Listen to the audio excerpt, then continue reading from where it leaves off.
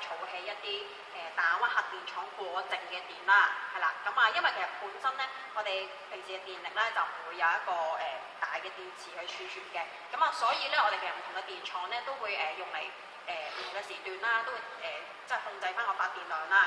因為譬如夜晚嚟講咧，我哋嘅香港嚟講咧，其實個發電量會低啲嘅，因為大家瞓晒覺咧，用電量低啲嘅時候咧，咁我哋發電量都會調低啲嘅，因為我哋冇電池嘅儲存嘅電力嘅。如果咧過多產出嚟嘅電力咧，其實咧如果冇人用嘅話就浪費咗嘅。所以咧大亞灣核電廠嗰邊咧，其實佢哋就用呢個抽水蓄能嘅方法啦，嚟儲起佢哋嘅電嘅。平時嚟講咧，就會用啲過剩嘅電喺夜晚嘅時候咧，就會將佢哋個下水庫嘅水咧，就會泵到上水庫嘅位置啦，跟住流到喺一個日頭嘅時間咧，先至會將啲水咧由上水庫啦放翻去下水庫啦。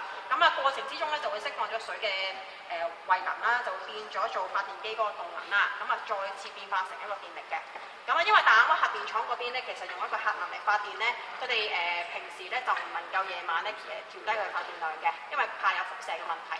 所以佢就用呢個方法咧嚟間接儲起佢哋嘅電嘅。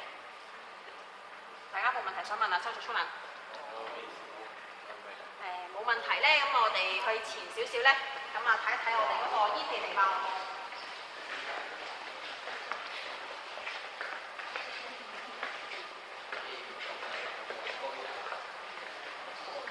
大家過嚟望一望呢度先嚇，我哋睇睇呢個煙氣淨化項目。升空。呢一個咧煙氣淨化項目咧，其實就成個 project 咧就喺2011年完成嘅。個 project 其實個目的咧就希望咧減低個二氧化硫同埋氮氧化物呢兩種嘅排放嘅呢兩種排放嘅。二氧化硫即係 sulfur dioxide 啦，氮氧化物即係 nitrogen oxide 啦。我哋平時咧即係因為其實個燒煤過程之中咧就會產生大量嘅二氧化硫同埋氮氧化物嘅。加咗咧呢一個做咗個 project 之後咧，加咗啲裝置入去咧，其實就令到呢兩種嘅排放咧就減少咗好多嘅。呢個 project 咧主要分咗3個部分啦。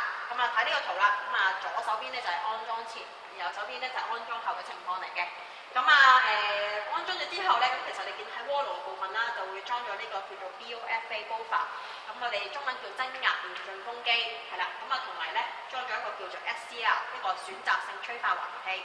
呢個 buffer 咧，其實嗰個增壓電進風機咧，其實佢就喺度加咗2把風扇喺呢個位置啦。加咗2把風扇之後咧，其實就令到個燃燒嘅過程之中咧，就會增加翻個氧氣嘅提供嘅，係啦。因為咧平時咧我哋燃燒嘅過程之中咧，其實用一個好高溫嘅情況下去燃燒啦，就非常之咧容易去產生嗰個氮氧化物嘅。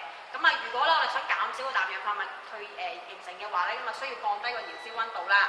但係如果純粹降低燃燒溫度嘅話咧，其實好多嘅燃料都未燒晒啦，就已經就會浪費咗啦。所以咧我哋就需要加呢個風扇喺度嘅時候咧，增加燃燒過程之中個空氣嘅話咧，同時間亦都可以調低嗰個燃燒溫度咧，令到咧我哋個氮氧化物咧就會進一步減少嘅。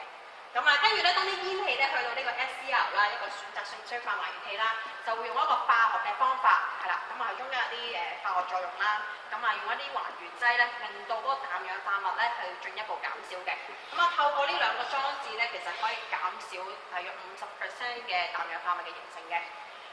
跟住咧，當啲煙氣咧去到呢個 FGD 呢個部分咧，就會用呢個呢個係叫做 FGD absorber 呢個煙氣脱硫吸收塔，係啦，用嚟減硫嘅，係減少個二氧化硫形成嘅。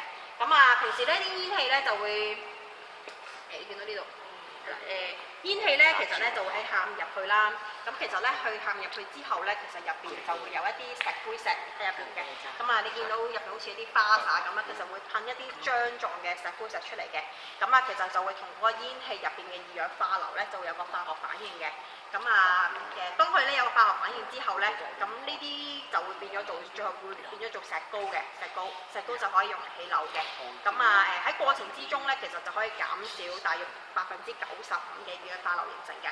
同時咧得出嚟嗰個石膏咧，亦都可以敗俾啲建築材料相循環作用嘅。所以用呢個方法嚟減硫咧，相對嚟講咧都係一個比較環保嘅方法嚟嘅。大家呢個位置有冇問題想問？係啦。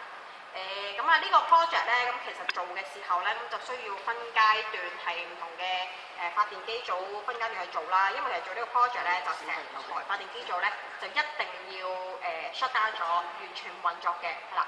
咁啊，所以咧我哋其實呢個同埋咧做呢個工程嘅時候咧，呢啲咁嘅吸收塔咧，咁其實就佔地面積都幾大嘅，咁啊就需要騰空咗我哋好多位置啦，同埋減少咗我哋本身咧嗰個迴牆嘅範圍啦，因為迴牆本身個面積比較大嘅，所以咧就迴牆嘅範圍咧就減少咗一部分啦，用嚟起呢啲咁嘅裝置嘅。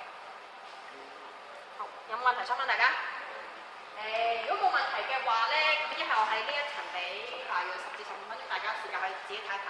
下一部分咧就係呢啲3文嘅資訊嘅，大家都可以學點樣做3文嘅。嗱，咁啊前面嗰個都可以睇睇，可以影相嘅呢度。